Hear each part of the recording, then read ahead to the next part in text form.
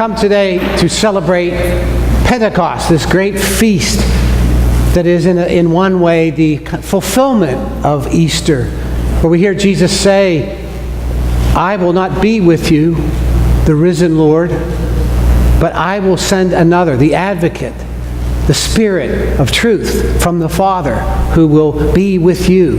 He will teach you and give you all that is mine. And so, Jesus, the Word of God,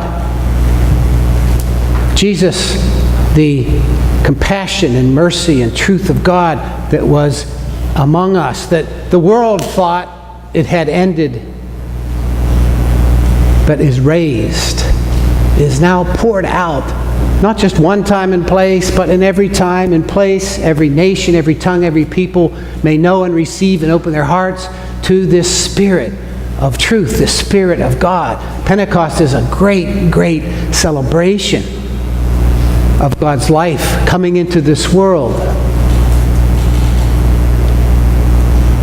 And yet, honestly, I stand before you with a very heavy heart.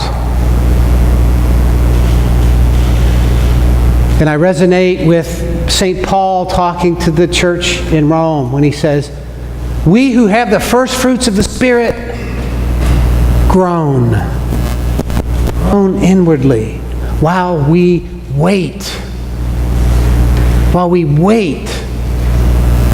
for the adoption, for this sort of fulfillment of what it means to be the children of God. It's not there yet. We wait. We have the first fruits. We know it's coming.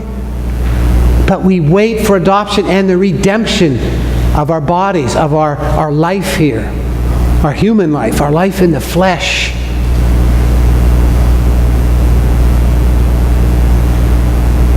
We who have the first fruits of the Spirit, we groan. And I feel that, and I see that as I see people accompanying their loved ones through illness or through death. I see that in our communities and in our world, in so many places, so much violence and wrong and turmoil.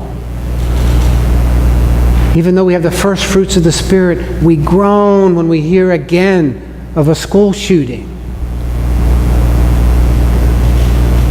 And we wait. And Paul says we wait. And I think, looking at his life, that he's talking about a waiting that is not this passive resignation, not this, oh well, what are you going to do? That doesn't sound like Paul. No, we wait, he says, with hope. And we look to things that we don't yet see. And this kind of active, hopeful, engaged waiting, even as we groan. I want to share with you the story of a person who embodies that for me, who inspires me when I remember his life. There's a man named Absalom Jones. He was born in 1746 in Delaware, a slave. And as he grew up, he often served in the house, and sometimes visitors who appreciated his service would give him a penny. And he kept those pennies until he could buy a primer to teach himself how to read. When he was 16, the owner of him and his mother and other siblings, his family, sold them to someone else. And after a while, the new owner split up the family, sold off his mother and his siblings, kept Absalom with him, and took him to Philadelphia. Probably because Absalom could now read, because he was opening a store and Absalom was useful. While he was in Philadelphia as a young slave, he met another slave serving in a house nearby him. and he was permitted to marry her. He was also permitted by his owner, after working all day, if he wanted to, he could go to Quaker school in the evening. If he wanted to, he could work, if he could find some work for himself. And so he slowly saved up money and got help from his father-in-law and a friend, and he purchased his wife's freedom. A slave freed a slave. And it took many more years before he accumulated enough money again to purchase his own freedom. A slave freed himself. He freed his wife. His children were free. During those years, he was a devout Christian believer. And he and others like him, a man named Richard Allen, spread the message of Christ in the black community, slave and free. And as more and more were drawn by them to the church where they went, that was their master's church, as the pews began to be filled with more and more black people, the white people there were threatened and made them unwelcome. So Absalom went to the Episcopal diocese, Bishop William White, and expressed his desire in having a congregation that could be for black people, slave and free. And he was ordained a deacon. The parish was established.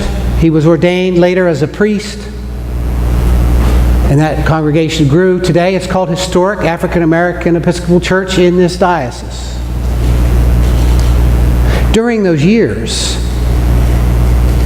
he once, with the help of others, brought legislation to the Pennsylvania government of that day to abolish slavery. It was voted down. Not too long after that, he, with others, enabled legislation to come to Congress of the United States seeking to abolish slavery. It lost 55 to 33. Absalom died in 1818. He never saw what he was hoping for. He never saw the freedom of slaves in America, but he hoped for it. And he did everything he could do in his day, his time. And you know, in a few weeks we're going to welcome some families here. You hear about it every year. And as they come in here to have a place of sanctuary, of shelter, a place that can be a home base for them so that they don't have to become homeless. I don't think I will see in my lifetime the end of all homelessness in America. But I do believe there is a day when there will be homelessness no more in America. And when I see the Feed the Hungry envelope and put a few dollars in it, and it reminds me of the struggle and the suffering of people, many of whom are struggling with addiction, illness, homelessness, I don't think I will live to see the day when we don't need soup kitchens. But I believe there is a day when they will no longer be needed. There is a day. And we hope for what we do not see. And as we hope, we wait and we work and we engage. So brothers and sisters, the first fruits of the Spirit have come. God is present. God is working. God is moving. We don't always see the results of that. But we are people of faith, people of hope, people of love. We wait actively, eagerly, energetically for that day when that prayer is fulfilled, thy kingdom will come on earth as it is in heaven. Thanks be to God.